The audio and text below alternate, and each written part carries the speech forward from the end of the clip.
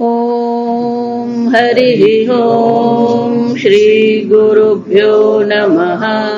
हरिः ॐ भद्रं कर्णेभिः शृणुयाम देवाः, भद्रं पश्येमाक्षभिर्यजत्राः, स्थिरैरङ्गैः सुष्ठुवागुंसस्तनूभिः व्यशेम देवहितं यदायुः। स्वस्ति न इन्द्रो वृद्धश्रवाः, स्वस्ति न पूषा विश्ववेदाः, स्वस्ति न सार्क्ष्यो अरिष्टनेमिः, स्वस्ति नो बृहस्पतिर्दधातु। ॐ शान्ति शान्ति शान्तिः। ॐ सहनाववतु सहनौ भुनक्तु सह वीर्यं करवावहै, तेजस्विनावधीतमस्तु मा विद्विषावहै। ॐ शान्ति शान्ति शान्तिः। सदाशिवसमारम्भाम् शङ्कराचार्यमध्यमाम् अस्मदाचार्यपर्यन्ताम् वन्दे गुरुपरम्पराम्। श्रुतिस्मृतिपुराणानाम् आलयं करुणालयं नमामि भगवत्पादम् शङ्करं लोकशङ्करं, शङ्करं शङ्कराचार्यं केशवं बादरायणं। सूत्रभाष्यकृतौ वन्दे भगवन्तौ पुनः पुनः। ईश्वरो गुरुरात्मेति मूर्तिभेदविभागिने, व्योमवद्व्याप्तदेहाय दक्षिणामूर्तये नमः। निधये सर्वविद्यानां विशदे भवरोगिणां, गुरवे सर्वलोकानां दक्षिणामूर्तये नमः। ॐ नमः प्रणवार्थाय शुद्धज्ञानैकमूर्तये, निर्मलाय प्रशान्ताय दक्षिणामूर्तये नमः। कर्म विरोधाच्च नहि ब्रह्मात्म एकत्वदर्शनेन सह कर्म स्वप्नेऽपि सम्पादयितुं शक्यम्। विद्यायाः काल विशेष अभावात् अनियत निमित्तत्वात् काल संकोच अनुपपत्तिः। यत्तु गृहस्थेषु ब्रह्म विद्या संप्रदाय कर्तृत्वादि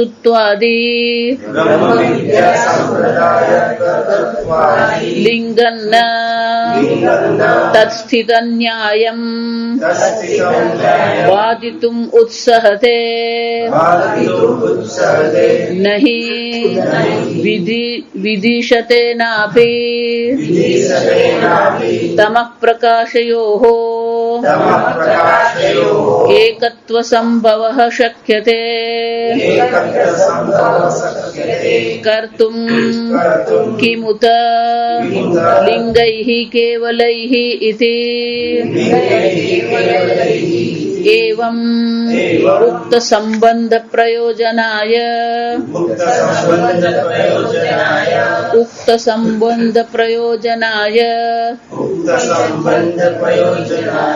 ब्रह्म उपनिषदः अल्पाक्षरं ग्रंथ विवरणम् आरभ्यते। आदि शंकराचार्य जी વિદ્યા અને કર્મનો વિરોધ છે એ સ્પષ્ટ કરે છે. કર્મણા બધ્યતે જંતુઃ, વિદ્યયા વિમુચ્યતે. કર્મ અને વિદ્યાનો વિરોધ છે. કેમ?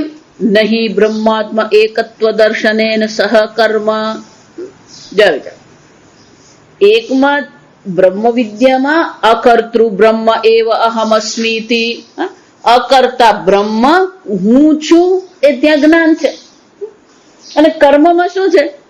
કરોમિ ચૈતિ સ્ફુટ, હું આ કર્મ કરું છું. તો એકમાં અકર્તા બ્રહ્મનું જ્ઞાન છે, બીજામાં પેલો કર્તૃત્વ છે જે કહી રહ્યું છે હું કર્મ કરું છું. ઇતિ વ્યાઘાત. વ્યાઘાત એટલે શું છે? વિરોધાભાસ છે. એકમાં અકર્તા આત્માનું જ્ઞાન છે, બીજામાં પેલો કર્તાને કર્મ કરવાનો આદેશ આપવામાં આવે છે. જે પણ કોઈ પ્રકારનું વિધાન જ્યારે શાસ્ત્રમાં કરવામાં આવે તો એ વિધાન કોને કરવામાં આવી રહ્યું છે? પેલા કર્તાને કહેવામાં આવે. તું અગ્નિહોત્ર કર્મ કર. જો વિચારી, તો કર્તા એકમાં કર્તાને વિધાન કરવામાં આવે છે, બીજામાં કર્તાનો જ બાધ કરી દેવામાં આવે છે. અને એટલે કે છે બ્રહ્મ વિદ્યા કર્તાનો બાધ કરનાર છે અને કર્મ કર્તાને શું કરે છે? કર્મમાં પ્રયોજિત કરે છે. અને એટલે કે છે જ્ઞાન વિદ્યા અને કર્મનો વિરોધ છે. એટલું જ નહીં, જો આ સમજ, યદા બ્રહ્માત્મા એકત્વમ, તો કે નહીં એવું નહીં. ધારો કે કોઈને જ્ઞાન થઈ ગયું હું બ્રહ્મ છું, બ્રહ્મનું જ્ઞાન થઈ ગયું વિસ્મરથી, પછી એ શું થયું? એ ભૂલી ગયો. તો શું થશે? એ પેલો કર્મ કરી રહ્યો છે, તદ ઉત્પન્ન કર્તૃત્વમ. જો આવું શક્ય છે? જો એટલે હું વારંવાર કહું, એકવાર અજ્ઞાનની નિવૃત્તિ થઈ, કર્તા બાધિત થઈ ગયો, પછી પાછું આવે નહીં. અને એકવાર બ્રહ્મ જ્ઞાન થયું એ પાછું જતું નથી. આ સ્પષ્ટતા હોવી જ જોઈએ કે બ્રહ્મ જ્ઞાન એકવાર થયું પછી એ પાછું જવાનું નથી. ધારો કે પણ વિસ્મરણ થયું, ધારો કે વિચારીએ આપણે કે વિસ્મરણ થઈ ગયું, તો વિસ્મરણ જે થયું એ બુદ્ધિમાં થયું, પણ જે ચૈતન્ય નિત્ય શુદ્ધ ચૈતન્ય આત્મા છે એમાં ફરીથી અજ્ઞાન આવી જશે? શક્ય જ નથી. અને એટલે કે છે કે ધારો કે પેલાને વિસ્મરણ થઈ ગયું અને પછી એ કોઈ કર્મ કરી રહ્યો છે, પણ તોય વિદ્યા અને કર્મનો સમુચ્ચય તો છે જ ને. કારણ કે પેલો કર્તા તો બાધિત થઈ ગયો. જો એટલા માટે જ્ઞાનીના જેટલા પણ કર્મ છે એ બધા કર્મ કેવા છે? એને કોઈ પ્રકારે લાગતા નથી. કેમ? કે પેલું કર્તૃત્વ છે જ ને. આગળ જો ચોથા અધ્યાયમાં આપણે ગીતામાં જોઈ ગયા, કર્મણ્ય ભી પ્રવૃત્તોપી નૈવ કિંચિત કરોતિ સહ. કર્મમાં સારી રીતે પ્રવૃત્ત હોવા છતાં પણ એની દ્રષ્ટિએ તો શું છે? નૈવ કિંચિત કરોમિથી. પાંચમા અધ્યાયમાં પણ ભગવાને શું કીધું? નૈવ કિંચિત કરોમિતિ યુક્તો મન્યેત તત્વવિદ. જે તત્વવિદ તો સારી રીતે જાણે જ છે કે હું કોઈ કર્મ કરતો નથી. ઇન્દ્રિયાણી ઇન્દ્રિયાર્થેભ્યઃ વર્તન્તે. આ ઇન્દ્રિયોના વિષયમાં પ્રવૃત્ત થઈ રહી છે, પણ હું સ્વયં કોઈ કર્મ કરતો નથી. અને એટલે કે છે ધારો કે પણ પેલો ભૂલી ગયો કે બ્રહ્મ વિદ્યાનું વિસ્મરણ થયું, તોય પેલું કર્તૃત્વ તો પાછું આવવાનું જ નથી. અને એટલા માટે વિદ્યા અને કર્મનો સમુચ્ચય તો કોઈ પ્રકારે શક્ય છે જ નહીં. એટલું જ નહીં, નહીં બ્રહ્માત્મા એકત્વ દર્શનેન સહ કર્મ સ્વપ્નેપી સંપાદયિતુમ શક્યમ. સ્વપ્નમાં પણ આ બ્રહ્મ વિદ્યા એટલે કે બ્રહ્માત્મા એકત્વ દર્શન અને કર્મ આ બેને ભેગા કરવા સ્વપ્નમાં પણ શક્ય નથી. જાગ્રતની તો વાત પછીથી, પણ સ્વપ્નમાં પણ આ બેને આપણે ભેગા કરી શકીએ એમ છે જ ને. વિદ્યાયા કાલ વિશેષ અભાવાત. આ વિદ્યા કેવી છે? કાલ વિશેષ અભાવાત. કર્મ કેવું છે? કાલ વિશેષ સંધ્યા વંદના. તો સૂર્યોદય થાય એ પહેલા સંધ્યા વંદના કરવી, તો કાળનો શું છે? વિશેષતા છે. જો અનેક પ્રકારના યજ્ઞ છે, કેટલાક યજ્ઞ છે જે આપણે શિશિર ઋતુમાં કરી શકીએ, કેટલાક યજ્ઞ છે જે આપણે હેમંત ઋતુમાં કરી શકીએ. એટલે દરેકનો એક વિશેષ કાળ છે. તો નિમિત્ત જે છે એ કાળનું નિમિત્ત ત્યાં છે, વિશેષ કાળ છે, તો કે બ્રહ્મ વિદ્યામાં કોઈ વિશેષ કાળ છે? બપોરે જ થાય જો એટલે હું કહું કે જ્યાં અજ્ઞાન છે, જ્યાં પુણ્યની પ્રાપ્તિ છે, પેલો બ્રહ્મ મુહૂર્ત છે. કાળ એટલે મુહૂર્ત જોવું પડે. સત્યનારાયણની કથા ક્યારે કરવી, કાળ વિશેષ નો અર્થ શું થાય? આપણે પેલું મુહૂર્ત કઢાવવું પડે. ચંડી હોમ કરવો છે ક્યારે કરીએ? તો કાળની વિશેષતા પેલી કર્મમાં છે, પણ બ્રહ્મ વિદ્યામાં કોઈ કાળ વિશેષતા છે? બ્રહ્મ વિદ્યામાં કોઈ કાળની વિશેષતા નથી. જો આ સમજ, કાળ વિશેષ અભાવાત, અને એટલે કે છે કોઈ પણ પ્રકારની કાળની વિશેષતા અહીંયા છે જ નહીં. એટલું જ નહીં, નિયત નિમિત્તત્વાત, નિયત નિમિત્ત એક વિશેષ નિમિત્ત છે. શ્રાદ્ધ કર્મ છે, તો એનું શું છે? પેલું નિમિત્ત હોય તો શ્રાદ્ધ કર્મ કરવાનું હોય. ઘરમાં મૃત્યુ થયું જ નહીં હોય તો શ્રાદ્ધ કર્મ કરવાની કોઈ આવશ્યકતા છે જ નહીં. તો એક નિમિત્ત છે. વિવાહ કર્મ છે. સૂર્યગ્રહણ થાય તો સૂર્યગ્રહણ વખતે સ્નાન કરીએ, કુરુક્ષેત્રમાં સ્નાન કરીએ, પુષ્કરમાં સ્નાન કરીએ, ગંગામાં સ્નાન કરીએ, ગંગા સાગરમાં સ્નાન કરીએ, તો આ બધા કેવા છે? નિયત નિમિત્ત છે. કોઈક વિશેષ નિમિત્તથી પેલું કર્મ કરવામાં આવે. તો કે બ્રહ્મ જ્ઞાનમાં કોઈ નિમિત્ત છે?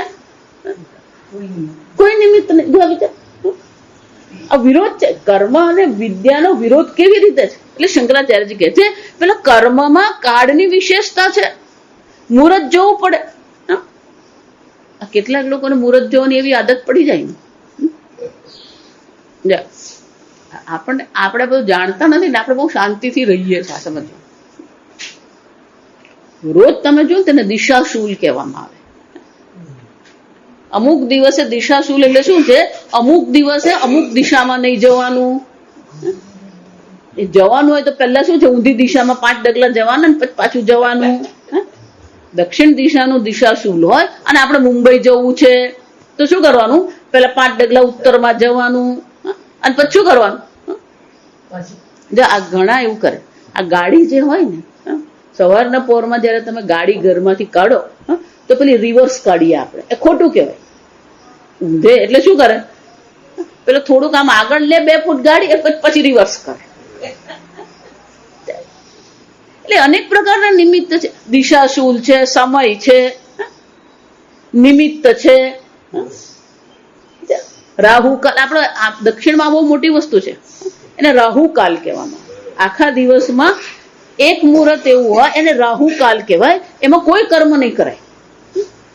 કોઈ પણ શુભ કર્મ એ સમયમાં થાય જ નહીં. ક્યાં તો એના પહેલા કરી દેવાનું ને ક્યાં તો પછી એના પછી કરવાનું. પણ આપણે ત્યાં રાહુકાલને બદલે શું છે? પેલા મુહૂર્ત છે, શુભ છે, મૃત્યુ છે, કાળ છે. ચોઘડિયા કહીએ આપણે, એને શું કહીએ? ચોઘડિયા કહીએ. પેલું ચોઘડિયા જોઈને આપણે કામ, તો કે બ્રહ્મ વિદ્યામાં એવું છે, શુભ ચોઘડિયામાં શરૂ કરીએ. કોઈ કાળ, કોઈ નિમિત્ત નહીં, કોઈ નિયત નહીં. અને એટલે શંકરાચાર્યજી કહે છે આ બ્રહ્મ વિદ્યામાં કોઈ કાળની વિશેષતા નથી, કોઈ પ્રકારનું નિયત નથી, નક્કી નથી. કેટલા વર્ષે હું ચાલુ કરું બ્રહ્મ વિદ્યાનું અધ્યયન, નિયત છે નહીં. કર્મમાં છે. બ્રહ્મચારી આ યજ્ઞ કરી શકે, ગૃહસ્થ આ યજ્ઞ કરી શકે, વાનપ્રસ્થ આવા યજ્ઞ કરી શકે. પણ આયુષ્યનો કોઈ બંધન નથી ત્યાં. મારા પુત્રનો જન્મ થાય પછી હું બ્રહ્મ વિદ્યા પ્રાપ્ત કરું. હું ને બધી ટીકા કરવું જાત જાતનું લખે છે. શંકરાચાર્યજી એક વાક્ય લખી લે, પણ એને સમજવા માટે પેલી ટીકા જોવી પડે. એટલો ટીકાકાર કે પુત્ર જન્માદિ નિયત નિમિત્ત, આ બધા સંસ્કાર કરવાના એને માટે પણ શું છે? નિયત નિમિત્ત. બ્રાહ્મણ બાળક હોય તો એને 8 વર્ષનો હોય ત્યારે યજ્ઞોપવીત આપવાની હોય, આ નિયત છે. જો કે બ્રહ્મ વિદ્યામાં એવું કઈ છે? શંકરાચાર્યજી કહે છે કાળ વિશેષ અભાવાત નિયત નિમિત્તત્વાત, કોઈ નિયત નથી. જો છો, કાલ વિશેષ અભાવાત છે. કેમ? નૈવ કિંચિત કરો, હું કોઈ કર્મ કરતો જ નથી. કર્મ હું કરતો નથી, પછી પેલું કાળ જોવું કે નિયત જોવું કે નિમિત્ત જોવું કોઈ શક્ય જ નથી. અને એટલે કે છે કાળ વિશેષ અભાવાત. એટલું જ નહીં, કાલ સંકોચ અનુપપત્તિ. કાળ સંકોચ એટલે શું છે? આજે આપણને ખબર જ નથી આ બધી વસ્તુ. સંધ્યાવનના કર્મ જે છે એ સૂર્યોદય પહેલા કરવાનું હોય. ગ્રહસ્થ જે સંધ્યાવંદના કરે તો સૂર્યોદય પહેલા પેલી 3 આહુતિ આપવાની હોય. જો એ ઉઠ્યો મોડો અને સૂર્યોદય થઈ ગયો તો બીજી 3 આહુતિ આપવાની. પેલી 3 તો કરવાની, પણ સૂર્યોદય પછી થયું એટલે શું કરવું પડે? બીજી 3 આપવાની. કાળ સંકોચ છે. જો વિચાર, આટલા સમયમાં સંકોચ એટલે મર્યાદા, કે આટલા સમયમાં એ થવું જ જોઈએ. આટલા સમયમાં થાય તો પછી એનું ફળ મળે. તો કે બ્રહ્મ વિદ્યામાં કાળનો સંકોચ છે. કોઈક પ્રકારથી પણ કાળનો કોઈ સંકોચ ત્યાં છે જ નહીં. 5 વર્ષમાં બ્રહ્મ જ્ઞાન થાય, 12 વર્ષમાં બ્રહ્મ જ્ઞાન થાય. કોલેજમાં ગયો, પેલા 3 વર્ષે શું થવાનું? બીએસસી થઈ ગયો.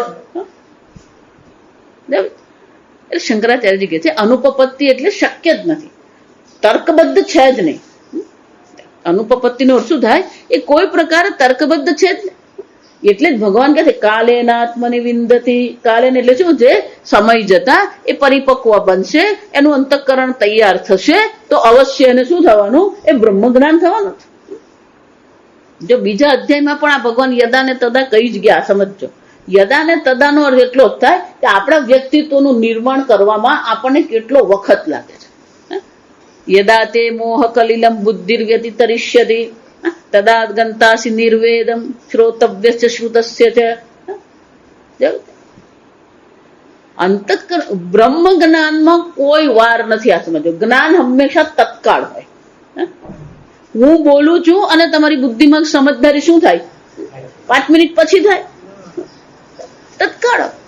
કાળ સંકોચ નો અર્થ શું છે? આ તત્કાળ છે. બ્રહ્મ જ્ઞાન તો તત્કાળ જ છે, એમાં કોઈ કાળ સંકોચ છે જ નહીં. આટલા વખતે થાય નહીં. આંબો રોપ્યો તો 3 વર્ષે કેરી આવે, એ કાળ છે ત્યાં. શેરડી રોપી 14 મહિને થાય, તો કાળનો એક સંકોચ છે. બ્રહ્મ વિદ્યામાં કોઈ કાળ સંકોચ છે નહીં. જો સમજ, અંતઃકરણના નિર્માણમાં સમય છે, પણ બ્રહ્મ જ્ઞાનમાં કોઈ સંકોચ નથી. બ્રહ્મ જ્ઞાન નહીં, કોઈ પણ જ્ઞાન હોય, જ્ઞાન હંમેશા તત્કાળ હોય. આ સમજ, કોઈ પણ જ્ઞાન હોય, જ્ઞાન હંમેશા શું હોય? તત્કાળ હોય. 1 + 1 = 2. પછી શું થયું? 5 મિનિટે એને ખબર પડી, ટ્યુબલાઇટ. એવું ટ્યુબલાઇટ નો અર્થ એટલો જ થાય કે એનું અંતઃકરણ તૈયાર નતું, એકાગ્ર નતું, એટલે પેલું જ્ઞાન નતું થયું. જ્ઞાનમાં વાંધો નથી. વાંધો ક્યાં છે? પેલું પ્રમાણ આપણું તૈયાર નથી. જો એટલા માટે જયારે પેલું સમજાઈ જાય ને ત્યારે આપણે બુદ્ધિ તરફ શું થાય? હા, જા જોઈ ગયા પેલું બ્રહ્મ જ્ઞાન થઈ ગયું કે હા હા, આશ્ચર્ય પ્રગટ કરે. આ ગલગોટો છે એમ કહેવામાં આવે, આ પીળો રંગ છે એમ કહેવામાં આવે. વાક્ય પૂરું થાય એટલે ત્યાં શું હોય? બુદ્ધિમાં જ્ઞાન હોય. એમ તું બ્રહ્મ છે એમ જ્ઞાન આપવામાં આવે. એ બ્રહ્મ છું એ શું થવું જોઈએ? તત્કાળ થવું જોઈએ. જો એટલે વારંવાર આ જગતને બદલવાની કોઈ જરૂર જ નથી, વ્યક્તિને બદલવાની જરૂર નથી. હું વર્ષોથી કહેતી આવી કે તમે જ્યાં છો, જે દેશમાં છો, જે કાળમાં છો ને, ત્યાં બ્રહ્મ જ્ઞાન થઈ શકે. કોઈ વિશેષ દેશમાં કે વિશેષ કાળમાં જશો અને પછી તમને બ્રહ્મ જ્ઞાન થશે. શંકરાચાર્ય કહે છે કાલ વિશેષ અભાવાત. કાલ વિશેષ નહીં, દેશ વિશેષ અભાવાત. એવું નથી કે આશ્રમમાં બ્રહ્મ જ્ઞાન થાય, ઋષિકેશમાં બ્રહ્મ જ્ઞાન થાય, હિમાલયમાં બ્રહ્મ જ્ઞાન થાય. કોઈ જરૂર નથી. કાળની સાથે સાથે શું લઈ લેવાનું? દેશ વિશેષ અભાવાત. કેમ? ઉદ્ધરેદાત્મનાત્માનમ નાત્માનમ અવસાદયેત. જે તૈયાર કરવાનું છે આપણું અંતઃકરણ જ તૈયાર કરવાનું. અને એટલે શંકરાચાર્યજી કહે છે કે કોઈ પણ પ્રકાર કર્મમાં દેશની વિશેષતા છે, કર્મમાં કાળની વિશેષતા છે, કાળનું નિમિત્ત છે. જો જેટલા લોકો પુષ્કર જાય, જેટલા લોકો બદ્રીનાથ જાય, જેટલા લોકો ત્રિવેણી સંગમ જાય, ત્યાં જઈને શું કરે? સર્વ પિતૃ શ્રાદ્ધ કરાવે. તો એ શું થયું? દેશ વિશેષ થયું. ગંગોત્રી જઈએ, અને ત્યાં બ્રાહ્મણો એવા ને, જો આ વિચાર, પેલો બદ્રીનાથમાં શ્રાદ્ધ કરાવો ને, એ ત્યાં બરફના ઠંડા પાણી પેલો ઉભો રાખે અને પછી મંત્ર બોલતો હોય, પેલા પગ ઠરી જાય. જો આ સમજ, એક ભાઈ ગયા, એમના પિતાજી આ ધરતીકંપ જયારે થયો હતો ને ભુજમાં, તો એમના માતા પિતા એ ગુજરી ગયા. પછી બદ્રીનાથ ગંગોત્રી ગયા, અકાળ મૃત્યુ કહેવાય એને. એટલે પછી ત્યાં ગયા, ગંગોત્રી ગયા, એટલે એક બ્રાહ્મણે કહ્યું તમે શ્રાદ્ધ કરાવો, પિતૃઓની મુક્તિ થાય. એટલે બિચારા ડોક્ટર પણ ભોળા, જો તમે. એટલે પેલો ડોક્ટર એટલે કે એની પત્નીને કે ચાલ ને આપણે શ્રાદ્ધ કરાવી દઈએ. એટલે કે સારું, ચાલો તમારે કરાવું થાય તો કરાવી દઈએ. આ બ્રાહ્મણો એવા ગણતરીબાજ, આ કરવાનું પેલું કરવાનું, પેલું 15 મિનિટ સુધી પેલા પાણીમાં ઉભા. એક તો સ્નાન કરાવ્યું, સ્નાન કરાવ્યા પછી છે 15 મિનિટ ની એક મિનિટ ગણાય. આ સમજ, સીધું પેલું બરફનું પાણી ત્યાં આવતું હોય, એટલે ઉભા રાખે. પણ પછી એની પત્નીને ખબર પડી ગઈ આ કેમ આ કરે. પેલા જેવી 500 રૂપિયા નોટ આપી ને એટલે કે ચાલો બહાર આવી જાવ.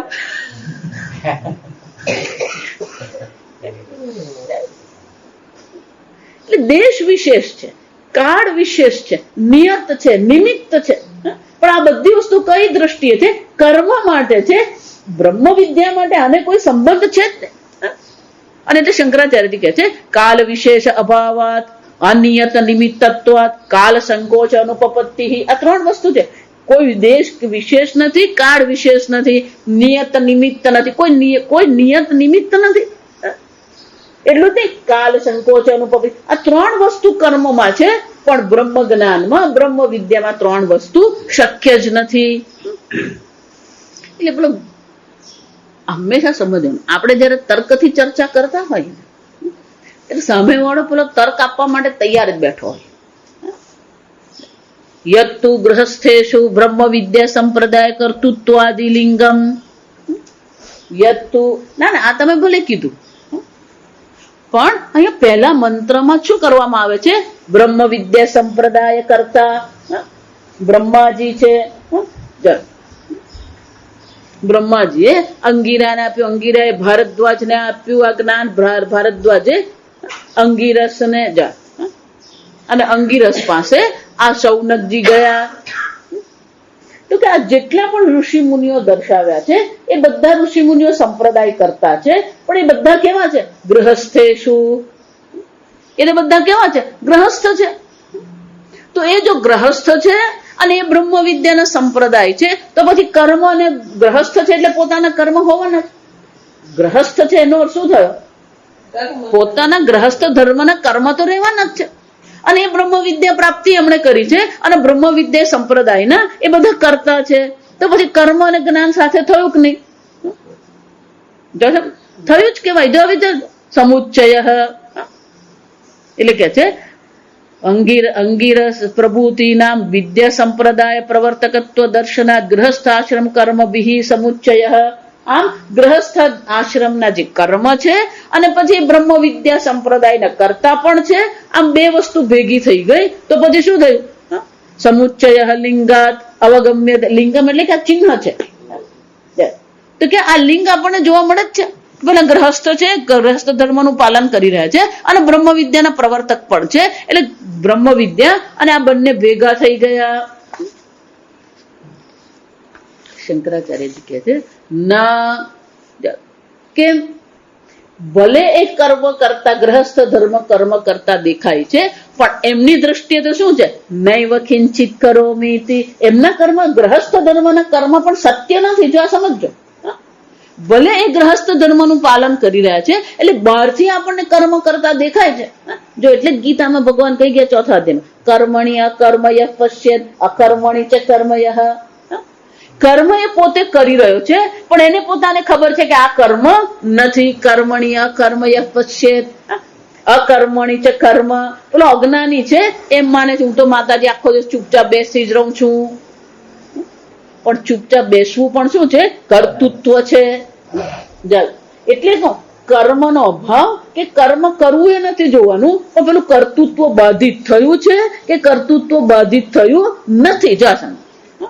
જેનું કર્તૃત્વ સત્ય છે એને માટે કર્મ છે, પણ જેને માટે કર્તૃત્વ બાધિત થઈ ગયું, નૈવ કિંચિત કરો મેં, હું કોઈ કર્મ કરતો નથી, એટલે કે કર્તૃત્વ છે જ. આ ઘડો ને માટી યાદ રાખો, ઘડો માટી છે પણ માટી ઘડો નથી. એ જ રીતે કર્તાનું અસ્તિત્વ સચ્ચિદાનંદ આત્મા વિના તો છે જ નહીં. કર્તૃત્વ જે છે, કર્તા જે છે એ ચૈતન્યને કારણે છે, પણ ચૈતન્ય કર્તા પર આધાર રાખે છે નહીં. કર્તા આત્મા છે પણ આત્મા કરતા નથી. આમ એને જ્ઞાન છે. એટલે કે છે ટીકાકાર કે છે, સંપ્રદાય પ્રવર્તકાનામ ચ ગાર્હસ્થસ્ય આભાસ માત્રત્વાત. એ જે ગ્રહસ્થ ધર્મ એમના જે દેખાઈ રહ્યા છે, ખરેખર એ ગ્રહસ્થ ધર્મ કેવા છે? આભાસ માત્રત્વાત. આભાસ જ છે. જો વિચાર, અનુસંધાને મુહુહુ બાધાત. કેમ? ફરી ફરી એ બ્રહ્મ વિદ્યાનું અનુસંધાન કરીને આ કર્મનો શું કરે છે? બાધ કરે જ છે. જો એને માટે આ જનક રાજાની કથા બહુ સરસ છે કે જનક રાજા રોજ સવારે યાજ્ઞવલ્ક મુનિ પાસે આ બ્રહ્મ વિદ્યાની પ્રાપ્તિ માટે આશ્રમ પર જતા હતા. જો એટલે જ કહું કે જો જનક રાજા ને જો સવારના સમય મળતો હોય તો આપણે કયું રાજ કરવાનું? જો વિચારી. એટલે એક દિવસ એવું થયું, કોઈ કારણસર એમને આવવાનું થોડું મોડું થયું. એટલે યાજ્ઞવલ્કજી પેલા જનક રાજાની રાહ જોતા હતા કે આવી જાય પછી શું કરીએ? આ પાઠ શરૂ કરીએ. એટલે બીજા ત્યાં જે બધા બ્રહ્મચારીઓ બેઠા હતા, સંન્યાસીઓ બેઠા હતા, એ લોકોને એમ થયું અમે સંન્યાસીઓ અહીંયા આવી ગયા, પેલા તો ગ્રહસ્થ છે, એમની રાહ જોવાની, અમે તો બધા સંન્યાસીઓ છે. એટલે ગુરુજીને છે ને મોઢા પરથી બધી ખબર પડી જ જતી. આ સમજ યાજ્ઞવલ્ક મહારાજજીને સમજ પડી ગઈ કે આ બધા શું છે, મનમાં શું આવે છે. અમે બધા ગ્રહસ્થ, અમે બધા તો સંન્યાસીઓ બેઠા છે, શરૂ કરી દેવાનું હોય, એને માટે રાહ જોઈને બેઠા. એટલે જનક રાજા આવ્યા એટલે પેલો પાઠ શરૂ થયો, અધ્યયન શરૂ થયું. એટલે યાજ્ઞવલ્ક આમ બેઠા, બીજા બધાને મુખ આ બાજુ હોય. એટલે જનક નગરી જે હતી એ ક્યાં હતી? આ બાજુ હતી, એટલે કોઈને દેખાય નહીં. એટલે યાજ્ઞવલ્કે એવું કીધું કે આ જનક નગરીમાં આગ લાગી છે,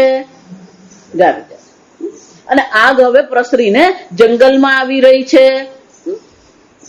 અને બધાએ ફરીને જોયું તો શું છે? પેલા ધુમાડા દેખાતા હતા, આગ લાગી હતી. એટલે બીજા બધા વિચારતા થઈ ગયા કે આ જનક રાજાને દોડવું પડશે. ત્યારે જનક રાજાએ બહુ સરસ કીધું, યસ્મે ચા અસ્તિ સર્વત્ર. ક્યાં તો જો આવજો કહું ને, ક્યાં તો એવું કહેવું ને કે આ બધું જ મારું છે.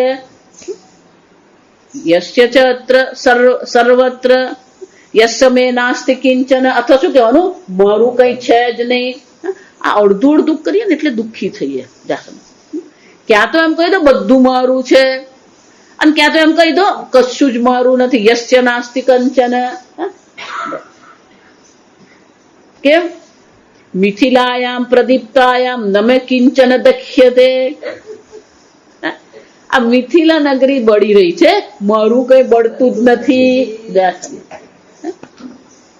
જનક રાજા હોવા છતાં પણ મિથિલા પ્રત્યે કોઈ મમત્વ કે કોઈ અહંકાર નતો. મિથિલાયામ પ્રદીપ્તાયામ નમે દખ્યતે કિંચન. મારું કઈ બળતું જ નથી, આપણું બધું જ બળે.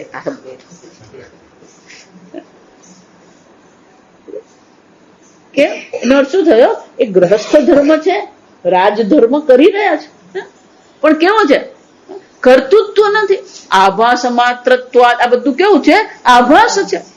એવું દેખાઈ રહ્યું છે કે કર્મ કરી રહ્યા છે, પણ ખરેખર એમની દ્રષ્ટિએ વિચારીએ તો કોઈ કર્મ થઈ જ રહ્યા નથી. અને એટલે શંકરાચાર્યજી કહે છે ભલે તમને આ લિંગ દેખાય છે કે પેલો ગ્રહસ્થ ધર્મનું પાલન પણ કરે છે અને બ્રહ્મ વિદ્યાના પ્રવર્તક પણ છે, પણ આ બેને ભેગા કરવાની જરૂર નથી, કે કર્તૃત્વ બાધિત થઈ ગયું હોવાથી ખરેખર એ કર્મ છે જ નહીં, અને એટલા માટે વિદ્યા અને કર્મનો સમુચ્ચય તો કોઈ પ્રકારે શક્ય છે જ નહીં. ન તત્સ્થિત ન્યાયમ બાધિતુમ ઉત્સાહ, શંકરાચાર્યજી કહે છે, અને એટલા માટે તત્સ્થિત ન્યાયમ, તમે જો અન્યાય એટલે તર્ક, તમે જો આ તર્કથી સિદ્ધ કરવાનો પ્રયત્ન કરી રહ્યા છો તો એ સિદ્ધ થઈ શકે એમ શક્ય જ નથી.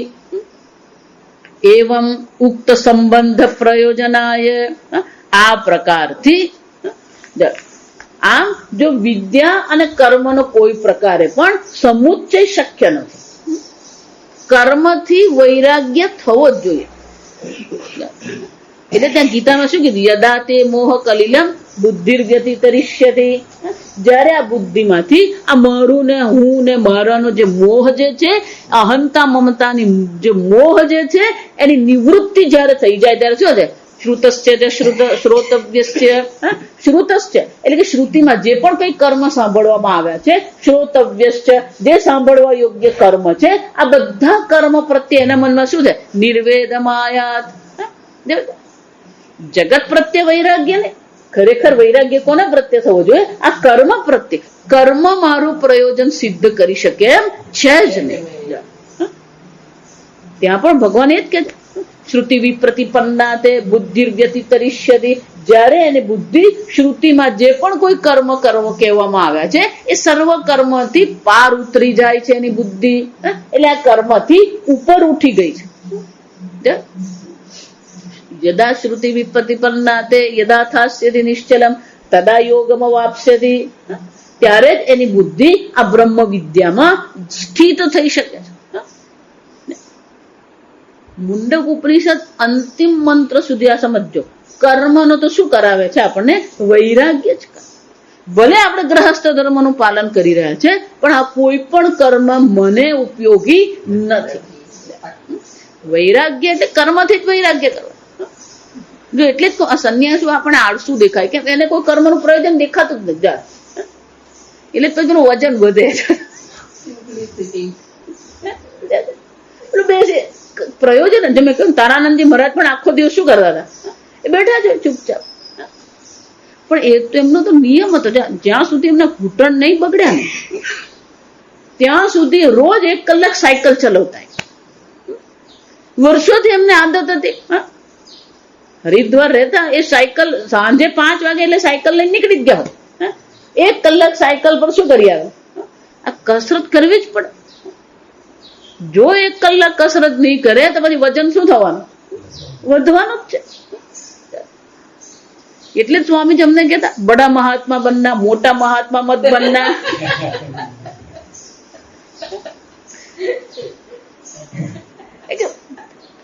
એક તો ભક્તોને ખવડાવવામાંથી ઊંચા આવતા નહીં હોય. માદાજી કંસાર ખાવાનું, માદાજી ભજીયા ખાવાનું, માદાજી મહાત્મા લોકો શું કરતા હોય, એટલે પછી એ બાળવું પડે. જા એ બાળવા માટે પછી કસરત કરવી જ પડે, એ યોગાસન, ચરણ શીર્ષાસન, આ બધું જ કરવું પડે. એટલે કર્મનું કોઈ પ્રયોજન નહીં હોય ને એટલે પેલી પ્રવૃત્તિ ઓછી થઈ જાય, અને પ્રવૃત્તિ ઓછી હોય એટલે પછી શરીરમાં શું થવાનું જોઈ ગયા ને, યુક્તાહાર વિહાર, આ બધું ભગવદ્ ગીતામાં બધું જ આવી રહ્યું છે. યુક્તાહાર વિહારસ્ય યુક્ત ચેષ્ટસ્ય કર્મસુ યુક્ત સ્વપ્નાવબોધસ્ય. તમને લોકોને ખબર જ નથી આ બધા સંન્યાસીઓના નિયમો કયા કયા છે.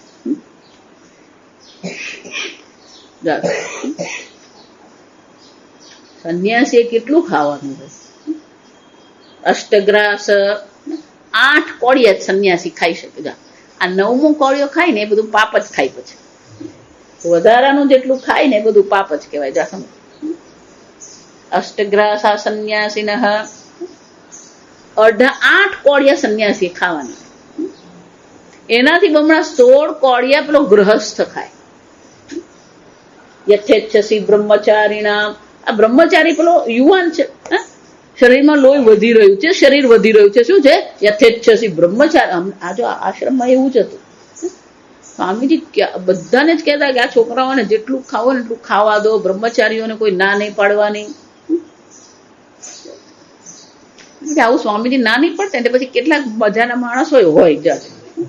પણ અમારે એક હતો ને, એ ઈડલી બનાવે એટલે આરામથી 10-15 ઈડલી એ ખાઈ જાય. જાતે એ 10-15 ઈડલી ખાધા પછી તો પેલા બીજાના રૂમમાં જાય. કેમ?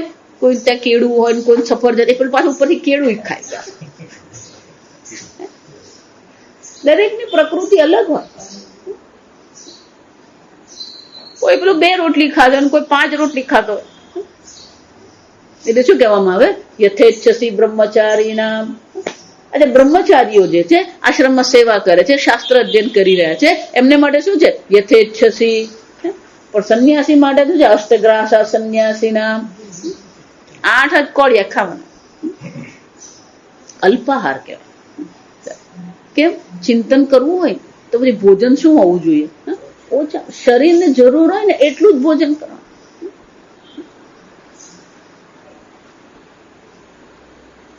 પ્રવૃત્તિ જ નથી. સંન્યાસીઓ આ ઋષિકેશમાં તમે જાઓ તો તમે જુઓ ને પેલા મહારાજ આમ આરામથી બેઠા, આપણને બેઠા બેઠા શું કર્યા કરે? પણ એ લોકોને પ્રવૃત્તિનું કોઈ પ્રયોજન જ નથી, કર્મનું કોઈ પ્રયોજન છે જ નહીં. જો એટલા માટે જ શાસ્ત્રમાં એવું કહેવામાં આવે કે સંન્યાસી સાથે આપણે રહીએ તો પછી આપણને પણ ખ્યાલ આવે કે આ કર્મને શું છે? કોઈ પ્રયોજન છે. આપણને એવું લાગે, આ ઘરમાં રહીને આપણને એમ લાગે છે આ કર્મ કરવું જોઈએ, પેલું કર્મ કરવું જોઈએ, અહીંયા કરવું જોઈએ. આશ્રમમાં જઈને રહીએ પછી આપણને ખબર પડે કે આ કર્મનું કોઈ પ્રયોજન છે. અને એટલે શંકરાચાર્ય કહે છે ભલે આપણને કર્મ દેખાય છે પણ સંન્યાસીઓ માટે કે બ્રહ્મ વિદ્યાના પ્રવર્તક જે ગ્રહસ્થો જે છે, જનક રાજા હોય કે અંગીરા હોય કે ભારદ્વાજ હોય કે વેદ વ્યાસજી હોય, આ બધા કર્મ કરી રહ્યા. પણ એ બધા કર્મ કેવા છે? આભાસ માત્રત્વાદ. આભાસ છે. આ પ્રકારથી શંકરાચાર્યજી કહે છે એવમ એટલે કે આ પ્રકારથી ઉક્ત સંબંધ પ્રયોજનાયા ઉપનિષદ. આ પ્રકારથી આ ઉપનિષદ જે છે એનું પ્રયોજન, એનો સંબંધ, એનો અધિકારી, એનો વિષયની આપણે શું છે ચર્ચા કરી. આ પ્રયોજન અને સંબંધ કહીએ ને એટલે વિષયનો અધિકારી સાથે આવી જ જાય. આ સમજ. વૈરાગ્ય પૂર્વકમ એટલે કોણ છે? અધિકારી છે. વિષય કયો છે? બ્રહ્મ વિદ્યા ઉપદેશ. આ બ્રહ્મ વિદ્યાનો ઉપદેશ કરવામાં આવ્યો છે. બ્રહ્મ વિદ્યાનો ઉપદેશ અધિકારી એટલે કે વૈરાગ્યવાન જે છે એ બ્રહ્મ વિદ્યાનો અધિકારી છે. અને પ્રયોજન શું છે? સંસારનો નિવૃત્તિ એનું પ્રયોજન છે. સંસાર દુઃખ ક્ષયકૃત. આ બ્રહ્મ વિદ્યા કેવી છે? સંસાર રૂપી દુઃખને નિવૃત્તિ કરનાર છે. સંબંધ. સંબંધ શું છે? બ્રહ્મ વિદ્યા સંસારની નિવૃત્તિ કરનાર. આ બ્રહ્મ વિદ્યા અને સંસારની જો આ સમજ, આ સંબંધ છે. બ્રહ્મ વિદ્યાથી જ સંસારની નિવૃત્તિ થાય. ના માતાજી પણ હું ધ્યાન કરું તો થાય કે નહીં? સંસારની નિવૃત્તિ એટલે મોક્ષ કહેવાય. સંસારની નિવૃત્તિ એટલે શું છે? મોક્ષ છે. આજકાલ અનેક સંપ્રદાય ચાલે છે. એ લોકો શું કહે છે? આ કંઠી પહેરી લો તમને મોક્ષ મળી જશે, બાબા બની જાઓ તમને મોક્ષ મળી જશે, આશ્રમમાં આવીને રહો મોક્ષ મળી જશે. શંકરાચાર્યજી કહે છે આ કોઈ સંબંધ જ નથી. એક જ છે બ્રહ્મ વિદ્યાથી સંસારની નિવૃત્તિ છે. આ સંબંધ છે. આ સંબંધ જો સ્પષ્ટ આપણા મનમાં હોય ને તો બાકીના જેટલા બધા સંપ્રદાયો કે ધ્યાન બધા ચાલે ને બધાથી આપણું મન શું થઈ જાય? જ્યાં સુધી આપણને સંબંધ દેખાય નહીં ત્યાં સુધી પ્રવૃત્તિ નહીં થાય. આપણને પેલો સંબંધ દેખાય તો જ પ્રવૃત્તિ કરીએ. વિચાર, મને મોક્ષ પ્રાપ્ત કરવો છે પણ મોક્ષ પ્રાપ્ત કરવા માટે કયું સાધન છે? એ સાધન છે એટલે કહ્યું ને આગળ મોક્ષ સાધનમ બ્રહ્મ વિદ્યા. આ બ્રહ્મ વિદ્યા શું છે? મોક્ષનું સાધન છે. આ સાધન સાધ્ય સંબંધ જે છે એ સાધન સાધ્ય સંબંધ જે છે એ બીજે ક્યાંય છે જ નહીં. બ્રહ્મ વિદ્યાથી જ મોક્ષની પ્રાપ્તિ છે. એટલે બાકીને કોઈ પણ જો એનો અર્થ એવું નથી કે યોગાસન ખોટા છે ને ધ્યાન ખોટા છે. યોગાસન એ આવશ્યક છે, ધ્યાન કરવું એ આવશ્યક છે, પણ એનાથી મોક્ષની પ્રાપ્તિ થાય આ સંબંધ જ ખોટો છે.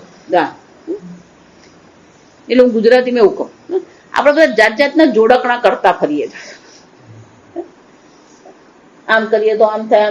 આપણે જોડકણા જે કરીએ એ બધા આપણે કાલ્પનિક છે. જો કોઈ શક્યતા નથી.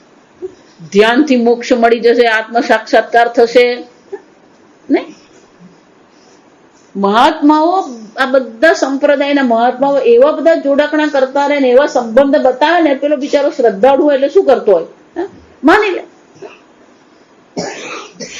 એટલે શંકરાચાર્યજી કહે છે આ બ્રહ્મ વિદ્યા અને મોક્ષનો સંબંધ છે. એટલું જ નહીં, જે અધિકારી છે, સાધન ચતુર્થય સંપન્ન છે, એને બ્રહ્મ વિદ્યાની પ્રાપ્તિ થાય.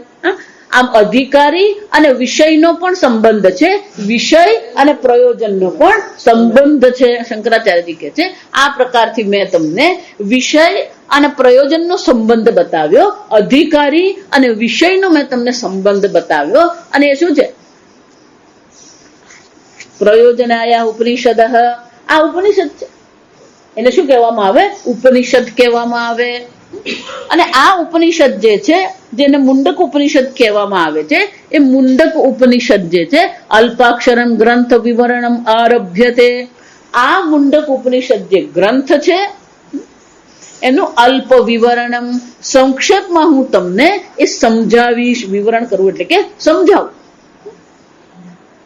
આરભ્યતે એનો હવે હું આરંભ કરું છું.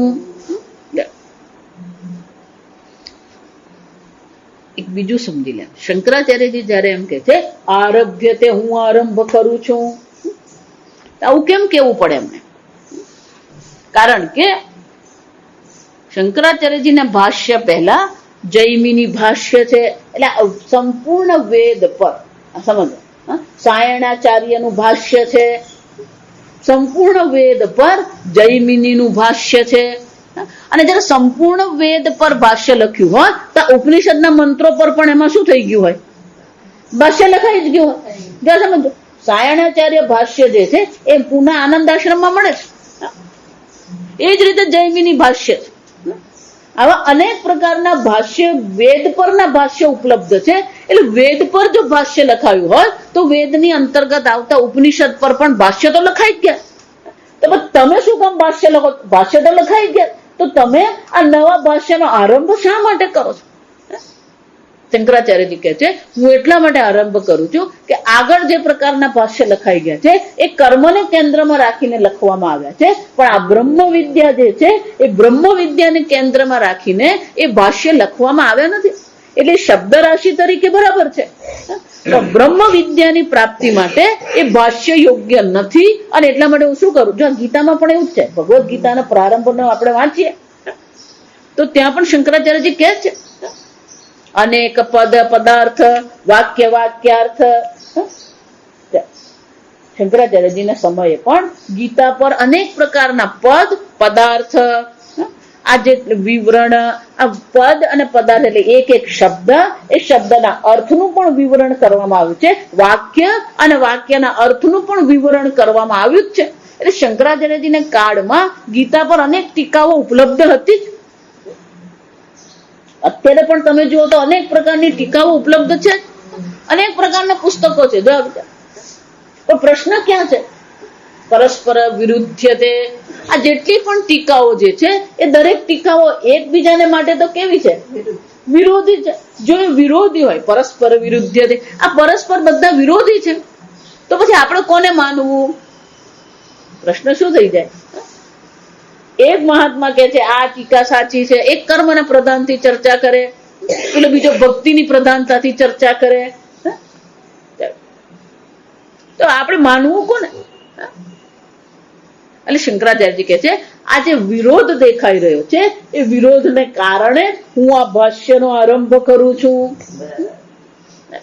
એમ શંકરાચાર્યજી અહીંયા કહે છે કે આગળ તો અનેક પ્રકારના ભાષ્ય લખાઈ ગયા છે, પણ એ ભાષ્ય તો કર્મની પ્રધાનતાથી લખાયેલા છે. હવે હું શું કરીશ? આ બ્રહ્મ વિદ્યાની પ્રધાનતાથી ગ્રંથ વિવરણમ આરભ્યતે. જો એટલે કહું, શંકરાચાર્યજીનો ચકાર પણ હોય ને એમાં પણ પેલું કારણ રહેલું હોય.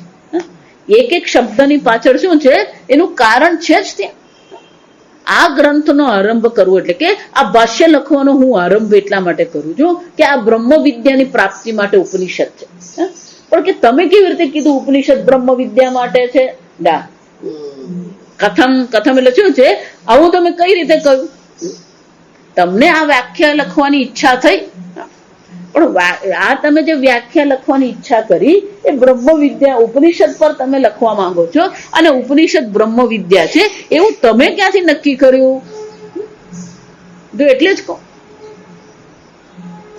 બુદ્ધિ તો બંધ કરવાની જ નથી, તર્ક પણ બંધ કરવાના નથી. સાધન પંચકમ એટલે શું કીધું? શ્રુતિમત તર્કો અનુસંધીયતામ દુષ્તર્કાત સુવિરમ્યતામ. શ્રુતિ અનુરૂપ તર્ક તો આપણે કરવાના જ છે, તર્કથી જ આપણી સમજદારી સ્પષ્ટ થશે. પણ દુષ્તર્કાત સુવિરમ્યતા, દુષ્તર્ક નહીં કર. દુષ્તર્ક નો અર્થ એટલો થાય, જો આ સમજ, દુષ્તર્ક નો એટલો જ અર્થ થાય કે જે મુખ્ય વિષય છે એનાથી આપણે દૂર હટીને ક્યાંક બીજે પહોંચી ગયા. આપણે ચર્ચા બ્રહ્મ વિદ્યાની કરીએ છીએ, તો પછી આપણા ચર્ચાના કેન્દ્રમાં કે આપણા તર્કના કેન્દ્રમાં શું હોવું જોઈએ? બ્રહ્મ વિદ્યા હોવી. પેલો બ્રહ્મ વિદ્યા પરથી કંઈક બીજે પહોંચી જાય, પેલો મહાત્મા પર પહોંચે, પછી મહાત્મા પરથી કૌભાંડ પર પહોંચી જાય, પેલો બીજો જ કઈ તર્ક કરતો. એટલે ત્યાં શું કે છે? દુષ્તર્કાત સુવિરમ્યતા. કોઈ પ્રકારનો દુષ્તર્ક નહીં કરવાનો, પણ શ્રુતિને અનુરૂપ જે તર્ક છે, શ્રુતિમત તર્કો અનુસંધીયતા, એનું અનુસંધાન આપણે કરવાનું છે. આમ જયારે અહીંયા શંકરાચાર્યજી કે છે આ ઉપનિષદમાં જે પ્રયોજન અને સંબંધ જે છે એ મેં તમને સમજાવ્યું. અને ઉપનિષદ એટલે બ્રહ્મ વિદ્યા છે, તો કે ઉપનિષદ એટલે બ્રહ્મ વિદ્યા તમે કેવી રીતે નક્કી કર્યું? એટલે શંકરાચાર્યજી હવે ભાષ્યમાં આપણને એ સમજાવે છે. આ ભાષ્ય વાંચવાનું બાકી છે. ય ઇમામ બ્રહ્મ વિદ્યામ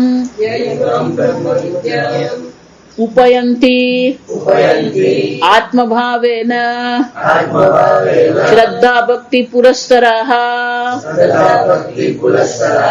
सन्तः तेषां गर्भ जन्म जरा रोगादि अनर्थपूगं निशातयति परं वा ब्रह्म गमयति अविद्यादि संसार कारणं च अत्यन्तम् अवसादयति विनाशयति इति उपनिषत् उपनिपूर्वस्य सदेहे एवं अर्थस्मरणात्. શંકરાચાર્યજી કહે છે આ છેલ્લું વાક્ય છે ને એ પહેલા જોવાનું. ઉપનિપૂર્વસ્ય સદેહ એવં અર્થસ્મરણાત.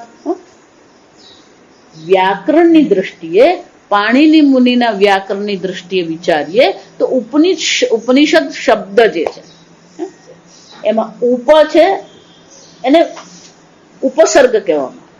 ધાતુની આગળ જે લગાવવામાં આવે એને શું કહેવાય? ઉપસર્ગ. આપનોતી એને બદલે શું કે પ્રાપ્નોતી, તો આપનોતી આગળ કયો ઉપસર્ગ લગાવ્યો? પ્ર. તિષ્ઠતી, અવતિષ્ઠતે, તો અવ શું થઈ ગયો? ઉપસર્ગ. શંકરાચાર્યજી કહે છે ધાતુ કયું છે? સદેહે. આ સદ ધાતુ છે, અને સદ ધાતુ જે છે એ સદ ધાતુની આગળ બે ઉપસર્ગ છે, ઉપ અને ની. એટલે શું કહે છે? ઉપની પૂર્વસ્ય સદેહ એવમ અર્થ. આ સદ ધાતુ સાથે જયારે ઉપ અને ની ઉપસર્ગ લગાવવામાં આવે ત્યારે એનો અર્થ આવો થાય. એટલે કે છે ઉપસામીપ્ય. ઉપનો શું થાય? નજીક. ઉપ એટલે નજીક જવું, પાસે જવું. ગચ્છતિ, ઉપગચ્છતિ. એટલે કે છે યહ ઇમામ બ્રહ્મ વિદ્યામ ઉપયંતિ. જે આ બ્રહ્મ વિદ્યા પાસે જાય છે. ઉપયંતિ એટલું જ નહીં, આત્મભાવેન. પણ આ બ્રહ્મ વિદ્યા જે પ્રાપ્ત કરી રહ્યો છે એ બ્રહ્મ વિદ્યા કઈ રીતે પ્રાપ્ત કરે છે? આત્મભાવેન. આ બ્રહ્મ છે એ રીતે નહીં. કેનોપનિષદમાં એટલે કઈ ગયા યચક્ષુષા ન પશ્યતિ યેન ચક્ષુગુંસી પશ્યતિ તદેવ બ્રહ્મત્વમ વિદ્ધિ ન ઇદમ ઉપાસતે. આ તરીકે જેની તું ઉપાસના કરે છે એ બ્રહ્મ નહીં હોઈ શકે. કેમ? કારણ કે બ્રહ્મને આંખથી જોઈ શકાય નહીં, પણ જેને કારણે આંખ જુએ છે એ ચૈતન્ય બ્રહ્મ છે. યશ્રોત્રેણ ન શૃણોતે, જેને કાનથી સાંભળી શકાય નહીં. યેન શ્રોત્રગુમ શૃણોતિ, જેને કારણે કર્ણેન્દ્રિય શ્રવણ ક્રિયા કરે છે. તદેવ બ્રહ્મત્વમ, એ ચૈતન્ય આત્મા બ્રહ્મ છે. નેદમ ઇદમ ઉપાસતે, આ તરીકે તું જેને એટલે કે વિષય કોટીમાં જેની તું ઉપાસના કરે છે એ વિષય કોટીમાં આ બ્રહ્મ છે જ નહીં. અને એટલે શું કહે છે? આત્મભાવે ન, આ એક અર્થ જાહન, એટલે આત્મભાવને એટલે કે હું તરીકે, અહમ તરીકે. ટીકાકાર બીજો બહુ સરસ અર્થ આપે છે. આત્મભાવેન પ્રેમાસ્પદતયા, ખરેખર જો કોઈ પણ વસ્તુ પ્રેમાસ્પદ એટલે કે અત્યંત પ્રિય વસ્તુ જો કોઈ હોય તો એ શું છે? આત્મનસ્તુ કામાય સર્વમ પ્રિયમ ભવતી, ન તો સર્વસ્ય કામાય સર્વમ પ્રિયમ ભવતી. આ બધી વસ્તુ આપણને પ્રિય છે એ વસ્તુ માટે પ્રિય નથી. આત્મનસ્તુ કામ, જે મને ઉપયોગી હોય, જે મને અનુકૂળ હોય, જે મને પ્રસન્ન કરે એ મને પ્રિય હોય. પૂજ્ય સ્વામીજીના શબ્દમાં કહું તો, that which invoke the pleased self, જે આપણી અંદર એ પ્રસન્ન વ્યક્તિ, પ્રસન્ન આત્માને ઇન્વોક કરે. ઇન્વોક કરે એટલે જગાડવું. જે આપણને પ્રસન્ન બનાવે એ આપણને ગમે, જે આપણને દુઃખી કરે એ શું છે? ન ગમે. તેનો અર્થ શું થયો? આ જગતમાં જે કઈ પ્રિય છે એ બધું પ્રિય ક્યારે છે? આત્મનસ્તુ કામાય પ્રિયમ ભવતી. તો આ બ્રહ્મ વિદ્યાની પ્રાપ્તિ જે છે પણ શું છે? પ્રેમાસ્પદતયા. આ આત્મા જ સૌથી પ્રિય વસ્તુ છે અને એ આત્મભાવે ન, એ આત્મા માટે જ આ બ્રહ્મ વિદ્યાની પ્રાપ્તિ માટેનો ઉપાયંતી પ્રયત્ન કરી રહ્યો, પ્રાપ્ત કરવાનો એ પ્રયત્ન કરે છે. ઉપરનો અર્થ શું થઈ ગયો? ઉપાયંતી. નિશ્ચય પૂર્વક, શું હોવો જોઈએ? આપણો નિશ્ચય હોવો જોઈએ, મારે બ્રહ્મ વિદ્યા પ્રાપ્ત કરવી છે, નિશ્ચય પૂર્વક. આ ઉપનો બીજો પણ અર્થ થાય. ઉપ ગુરુમ ઉપનયતી, શું છે? ગુરુ પાસે જાય. પણ ગુરુ પાસે જયારે જાય છે કઈ રીતે જાય છે? શ્રદ્ધા ભક્તિ પુરસ્સરાહ. એના મનમાં શું હોવી જોઈએ? શ્રદ્ધા હોવી જોઈએ, ભક્તિ હોવી જોઈએ. ગઈકાલે આપણે ચર્ચા કરી, શ્રદ્ધાવાન લભતે જ્ઞાનમ. શ્રદ્ધા હોવી જોઈએ. કેમ? જો આ બહુ જરૂરી છે. જ્યારે બ્રહ્મ વિદ્યાનું શ્રવણ આપણે કરીએ, શ્રદ્ધા અત્યંત આવશ્યક છે. કેમ? કારણ કે આપણે જે વિચારીએ છીએ અને ગુરુ જે વિચારે બેની વચ્ચે શું છે? ક્યારેય પેલો મેળ પડે જ નહીં. આ સમજ. એટલા માટે ઘણા શિષ્યોને એવું લાગે સ્વામીજી મને સમજતા જ નથી. ખરેખર સ્વામીજી એને સમજતા એમ નથી, તું સ્વામીજીને સમજતો નથી. કેમ? ગુરુજી પેલા બ્રહ્મ જ્ઞાનની દ્રષ્ટિએ ચર્ચા કરી રહ્યા છે, અસંગ ચૈતન્યની દ્રષ્ટિએ ચર્ચા કરે, શુદ્ધ ચૈતન્યની દ્રષ્ટિએ ચર્ચા કરે, અને પેલો શું વિચારતો હોય? સ્વામીજી કાલે પેલું એવું કહી ગયું, મને બહુ લાગી આવ્યું, પણ તું તો અસંગ છે. નહીં સમજાય. કેમ? જેને લાગી આવેલું એને એમ કે તું અસંગ છે, એ સમજો નહીં સમજ. ગુરુજી જે ચર્ચા કરે પેલો શિષ્ય જે વિચારતો હોય, અને હંમેશા શિષ્યને એમ જ થતું મારા જેવો બુદ્ધિશાળી કોઈ નહીં, હું તો બહુ તર્ક કરવા વાળો. એટલે શું કરવું પડે? ગુરુ વાક્ય પર શ્રદ્ધા કરવી જ પડે.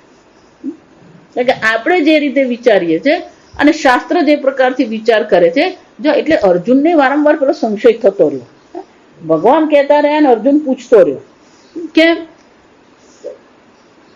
પણ ભગવાન કિમ તત્કિમ કર્મણી ઘોરે મામ નિયોજયસી કેશવ. હે કેશવ, આ ઘોર કર્મમાં મને શું કામ લગાવો છો? એટલે એને શું લાગી રહ્યું?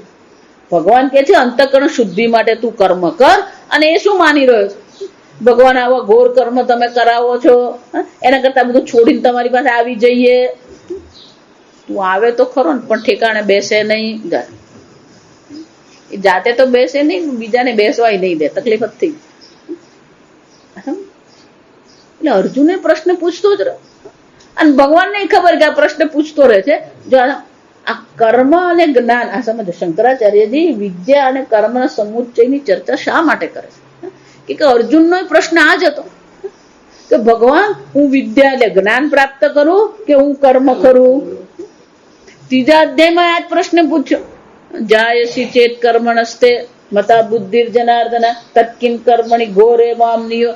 જો ભગવાન તમે એમ માનતા હોય કે આ જ્ઞાન કર્મ કરતા વધુ સારું છે તો પછી આ કર્મમાં શું કામ મને જોડો છો?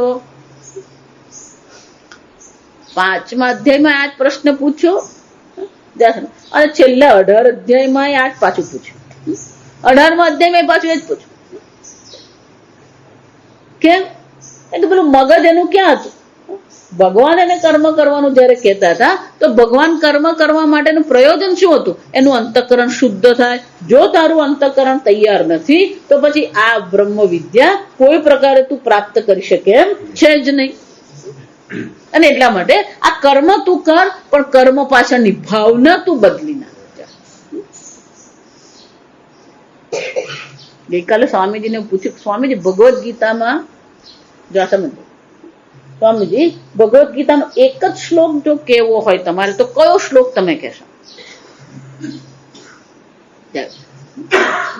સ્વામીજીએ કહ્યું, ઈશ્વર સર્વભૂતાનાં હૃદ્દેશે અર્જુન તિષ્ઠતિ ભ્રામયન સર્વભૂતાની યંત્ર રૂઢાની માયયા. એક જ શ્લોક. ઈશ્વર સર્વભૂતાનાં હૃદ્દેશે અર્જુન તિષ્ઠતિ. હે અર્જુન, સર્વના હૃદયમાં આ ઈશ્વર વાસ કરી જ રહ્યો છે. બહાર ક્યાં શોધવા જશે? પણ આપણે ક્યાં ફાફા મારતા ફરીએ છીએ? અર્જુન, આ સર્વના હૃદયમાં ઈશ્વર છે, પણ એ શું કરી રહ્યો છે? ભ્રામયન સર્વભૂતાની માયા. એમની માયાથી આ બધા ભૂતોને શું કરતો રહે છે? રમાડતો રહે છે, ભ્રમાવતો રહે છે. કેવી રીતે? યંત્ર રૂઢાની માયા. યંત્ર રૂઢાની માયા. યંત્ર રૂઢાની એટલે કે કઠપુતળી. જેમ પેલો કઠપુતળીમાં દોરી સંચારથી પેલા કઠપુતળીને શું કરતો હોય? નચાવતો હોય. એમાં ભગવાન પણ શું કરે છે? માયા દ્વારા આ બધાને નચાવતો ફરે છે, પણ રે ક્યાં છે? બધાના હૃદયમાં જ. એનો અર્થ શું થયો? શ્રદ્ધા ભક્તિ. ભગવાન પ્રત્યે જો ભક્તિ હોય, ભગવાન પ્રત્યે શ્રદ્ધા હશે, ગુરુમાં શ્રદ્ધા અને ભક્તિ હશે, શાસ્ત્રમાં શ્રદ્ધા અને ભક્તિ હશે, તો જ આ બ્રહ્મ વિદ્યા પ્રાપ્ત થઈ શકે. કોઈ પ્રશ્ન પૂછે સ્વામી, જો આવા સ્વાસ્થ્ય સાથે સ્વામીજી ઉપદેશ કર્યા, સમજો. ગુરુ વાક્ય પરિપાલનમ. ગુરુ વાક્યનું પાલન થવું જોઈએ. ગુરુ જે કહ્યું આમ કરવું એટલે આપણે શું કરવાનું? શિરોમાન્ય કરી જ દેવાનું. એ ગુરુજી એની પાછળની કઈ દ્રષ્ટિ છે આપણે નહીં સમજી શકીએ, પણ ગુરુ જે કહ્યું તું આમ કર એટલે શું કરવાનું? કરવાનું છે. પણ આપણે સામે આર્ગ્યુમેન્ટ પાસે ના ના ના સ્વામીજી કઈ જરૂર જ નથી. ગુરુજીની એની પોતાની દ્રષ્ટિ છે અને પોતાની દ્રષ્ટિથી આપણને કંઈક કહી રહ્યા છે, જે દ્રષ્ટિ આપણે દરેક વખતે સમજી શકીએ એવું જરૂરી નથી. એટલે શું કે છે? શ્રદ્ધા ભક્તિ પુરસ્સરાહ. શ્રદ્ધા હોવી જોઈએ ગુરુજીના વાક્યમાં, શાસ્ત્રના વાક્યમાં શ્રદ્ધા હોવી જોઈએ. એટલું જ નહીં, ભક્તિ ભગવાનની હોવી જોઈએ. ભગવાન જે કરી રહ્યો છે યોગ્ય છે. અને એટલે કે છે શ્રદ્ધા ભક્તિ પુરસ્સરાહ સંતઃ. આવા બનીને, જો આ સમજો, સંતઃનો અર્થ શું થાય? આવા બનીને, શ્રદ્ધાળુ બનીએ આપણે, ભક્તિ જો અહીંયા જ કે છે એમ નથી. શ્રદ્ધા ભક્તિ યોગાદ અવૈહી. કયું ઉપનિષદમાં શું કે છે? શ્રદ્ધા ભક્તિ યોગાદ અવૈહી. આ બ્રહ્મ વિદ્યા પ્રાપ્ત કરવી હોય તો શ્રદ્ધા હોવી જોઈએ, ભક્તિ હોવી જોઈએ. યોગાદ, યોગ એટલે અભ્યાસ. ગઈકાલે જેમ કહ્યું, યોગ અભ્યાસ આપણે કરવો પડે. પુરસ્સરા આવા બનીએ તો શું થશે? આ બ્રહ્મ વિદ્યા આપણને પ્રાપ્ત થશે અને બ્રહ્મ વિદ્યા દ્વારા ગર્ભ, જન્મ, જરા, આ બધા નિશાત યદી, આ બધાનો એ નાશ કરનાર. વિનાશયતી. શંકરાચાર્યજી કહે છે ગર્ભ જન્મ જરા રોગ આદિ અનર્થ પૂગમ. પૂગમ એટલે સમૂહ, અનર્થ એટલે શું છે? ક્લેશ. આ બધા ક્લેશકારી છે. આપણને એમ લાગે જન્મ બહુ સારો છે, આપણને એમ લાગે આ બહુ સારું છે, પણ આ બધી વસ્તુ કેવી છે? જન્મ મૃત્યુ જરા વ્યાધિ દુઃખ દોષ અનુદર્શનમ. આ બધા કેવા છે? દુઃખ રૂપી દોષ બધામાં રહ્યા જ છે. અને આ જે ક્લેશનો સમૂહ જે છે નિશાતયતી, એનો સંપૂર્ણપણે એ નાશ કરનાર છે. આ બ્રહ્મ વિદ્યા છે. ઉપનિષદ શબ્દનો આ એક અર્થ છે. બીજા બે અર્થ છે આપણે આવતી. ઓમ અસતો માં સદ્ગમય તમસો માં જ્યોતિર્ગમય મૃત્યોર્મા અમૃતં ગમય. ઓમ પૂર્ણમદ પૂર્ણમિદં પૂર્ણાત પૂર્ણમુદચ્યતે પૂર્ણસ્ય પૂર્ણમાદાય પૂર્ણમેવાવશિષ્યતે. ઓમ શાંતિ શાંતિ શાંતિ. હરિ ઓમ શ્રી ગુરુભ્યો નમઃ. હરિ ઓમ.